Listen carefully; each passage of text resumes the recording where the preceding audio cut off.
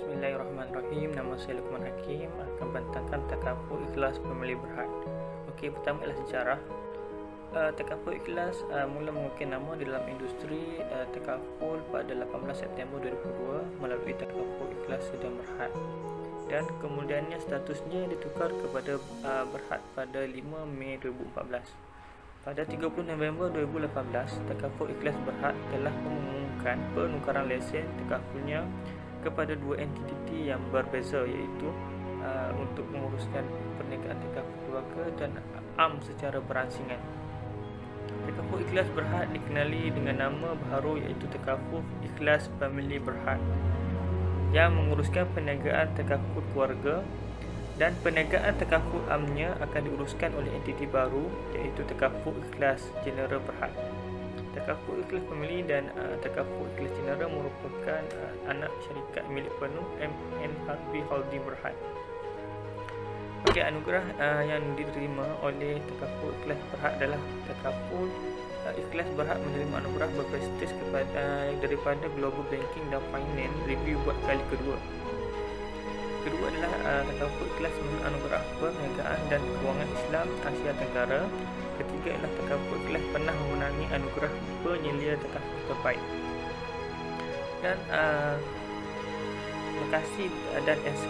Okey, lokasi Takaful Ikhlas Family Berhad ni mempunyai 13 cawangan yang berada di Selangor, Kedah, Kelantan, Terengganu, Sabah, Sarawak, Melaka, Pahang, Perak, Negeri Sembilan, Putrajaya, dan ibu pejabat dia ialah di Kuala Lumpur, dan kini mempunyai hampir 2 juta pemegang sijil polisi dan juga lebih 5,000 orang ejen.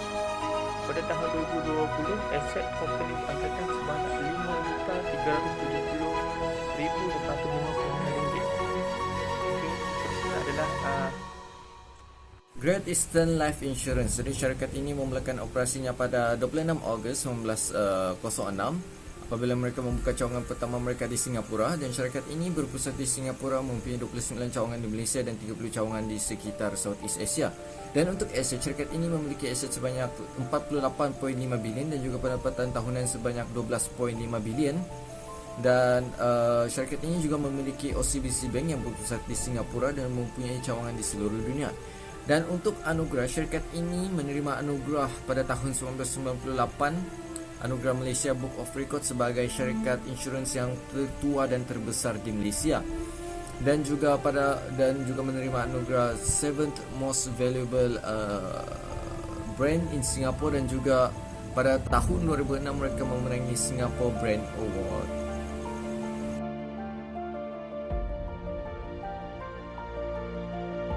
Saya, Atika binti Azmuddin, akan membentangkan terlebih dahulu mengenai produk Takaful Ikhlas Family Berhad. Takaful Ikhlas Family Berhad mempunyai dua produk terbaru, iaitu Ikhlas Dariku dan Ikhlas Bersama.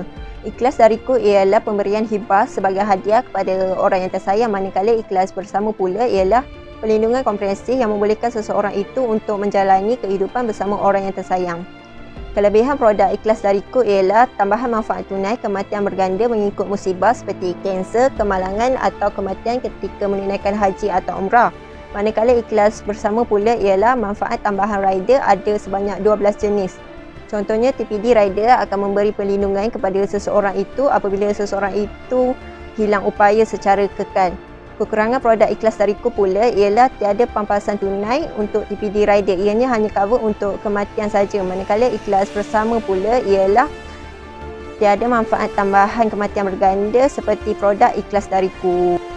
Okey, seterusnya disambung oleh saya, Nusratun binti Jamlus, mengenai kekurangan dan kelebihan Great Eastern General Insurance Malaysia Berhad. Okey, insurans peribadi menawarkan antara produknya ialah insurans perlindungan dan insurans kediaman. Okey, untuk insurans perlindungan, penjagaan penyakit kritikal, menghadapi ketidaktentuan hidup untuk jaminan yang lebih yakin, liputan penyakit kritikal secara luas iaitu seperti penyakit jantung, buah pinggang dan sebagainya dirawat. Okey, premium berpatutan sehingga usia 80 tahun. Okey, untuk insurans kediaman pula, kemudahan rumah, lindungi kediaman dengan Easy Home iaitu lebih menjamin keselamatan. Yang kedua, terhindar berlakunya jenayah seperti kecurian, membaiki harta benda yang rosak sekiranya ada. Okey, itu adalah kelebihan untuk insurans kediaman. Okey, kita teruskan dengan kekurangan. Kekurangan Great Eastern General Insurance Malaysia Berhad iaitu mempunyai had masa tidak bertanggungjawab untuk bayaran tuntutan yang dibuat selepas penamatan 12 bulan. Okey, yang kedua ialah boleh membatalkan polisi insurans secara langsung selepas memberi 14 notis bertulis melalui surat.